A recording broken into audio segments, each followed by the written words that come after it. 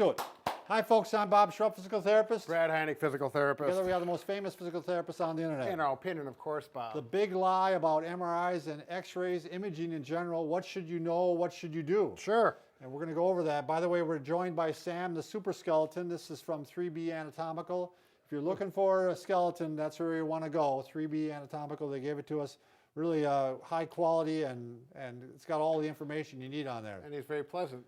I like the fact that his head moves. Yeah, you really Look get at some this. good range of motion. That's really on cool. that. And it's Gumby. So, Bob, all right, you were talking about lies with the MRIs. Pretty strong language. We got to explain what we're talking about. We want to make sure we explain ourselves because we don't want to get too dramatic here. But the fact is, we got a whole bunch of studies that we're going to cite here. And I think it's going to help you determine why we think it is a problem quite often when an MRI is done or imaging is done. But before we do that, Brad, if you are new to our channel, please take a second to subscribe to us. We provide videos on how to stay healthy, fit, pain-free, and we upload every day. Also, run over to Facebook as fast as your little feet will take you, and make sure you like us because Brad and I, we will beg you. We're not above that. So, all right. So, Brad, I saw this actually on Twitter, believe it or not. I'm a Twitter guy. And they had a whole bunch of studies cited that went basically from almost like the head down to the toe of different areas. And let's just talk about one right away. So that'll explain it. So there was a study where they had 1,211 people. Now, these people had no symptoms whatsoever. No pain. They were living a normal life. Yep, living a normal life. And they did an MRI of their neck. Okay. And of that 1,211 people, 75% who were in their 20s had a disc bulge. So, like the beginning of a herniated disc. Right. So there's no pain, there's no symptoms. So is it something to get excited about? Of course not. It's a part of aging. Sure. And I remember studying that, Brad, when I was in school. They said neck deterioration begins in your 20s, in your early 20s already. So, but take this scenario. What happens if someone with neck pain goes in and they have an X-ray done or imaging done and it shows a bulge? What are they going to say?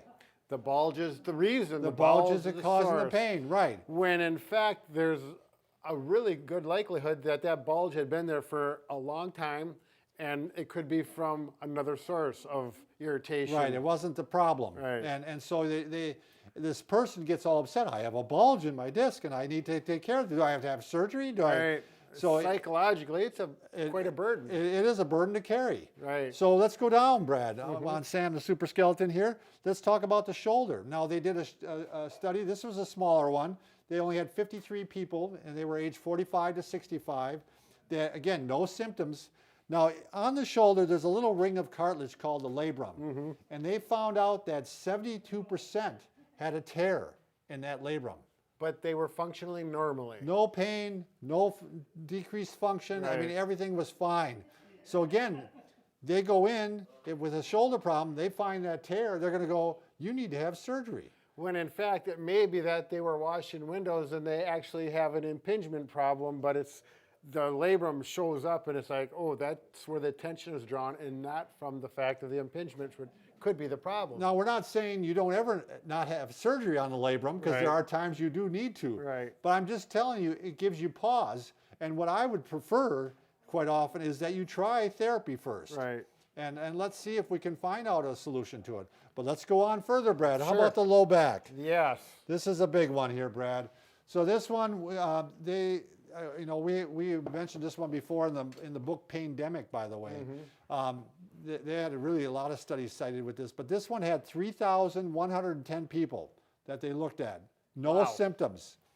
Of those 3,110 people, 80% had a disc degeneration.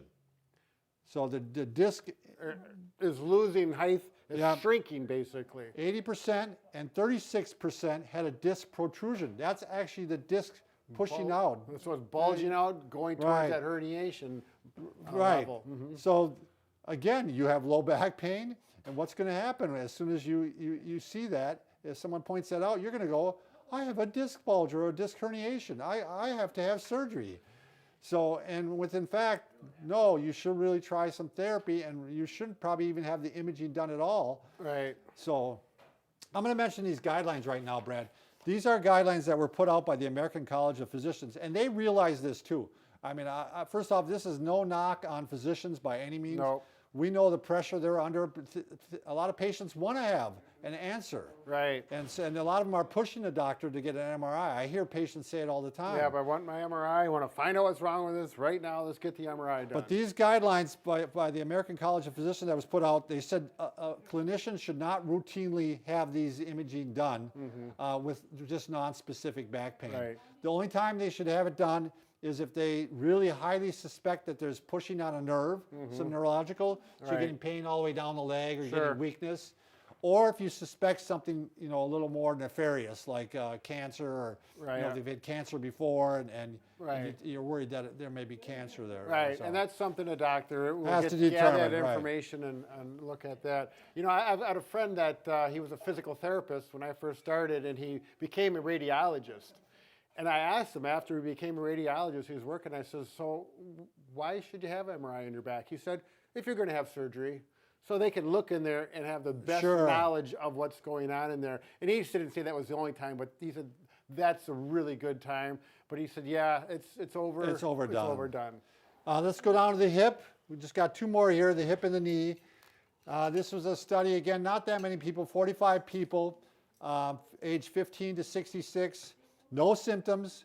69% had a labral tear. Again, that's kind of cartilage in the hip. Right. It's like the labrum in the shoulder, different joint.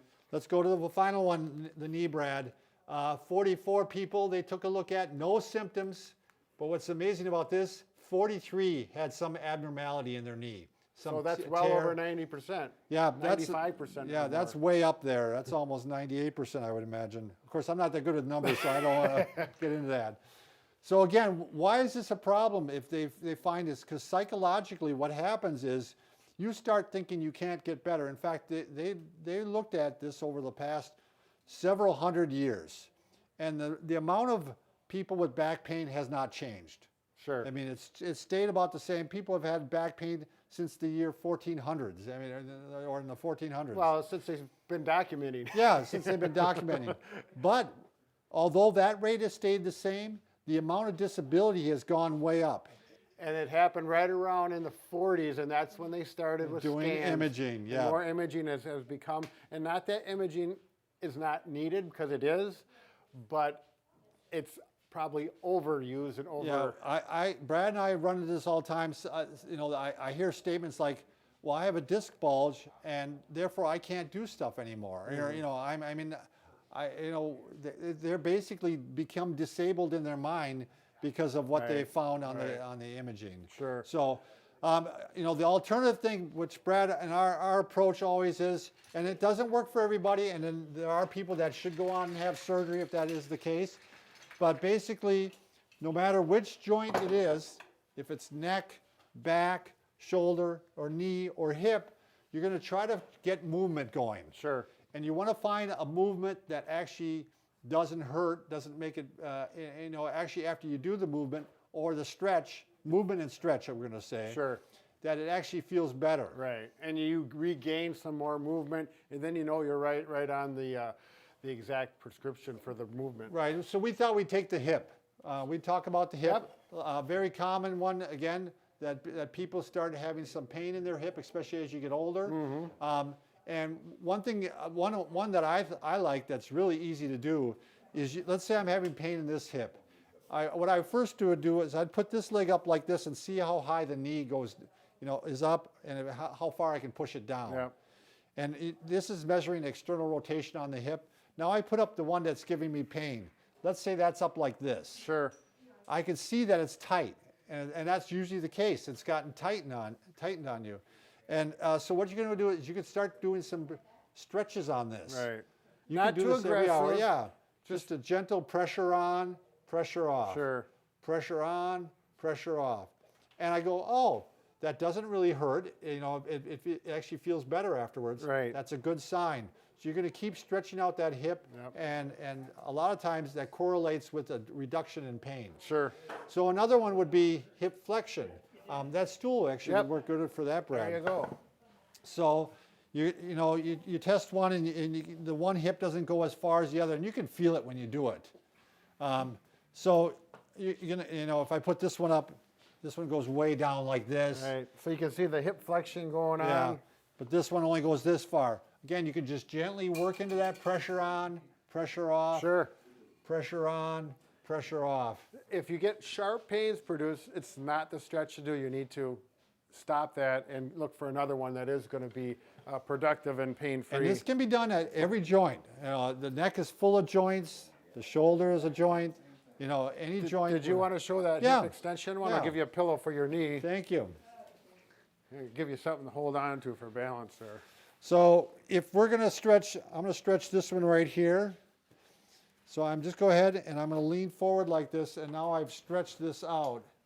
So right here, we're getting that hip extension. And people who sit a lot, this can be a problem. If you have a desk job and then you drive, you know, a long way to work and back, this muscle commonly tightens up. Very often tight up, people, very often. So this is a great one to do to start loosening up. Sure. So, you know, that, again, that's just to kind of give you a little taste of what you can do for your joints. Because, you know, it's funny, I have a friend that ended up having a hip replacement.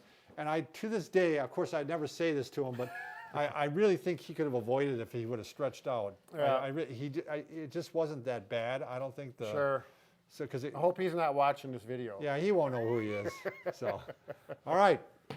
Thanks right. everybody for watching. Please subscribe if you haven't already.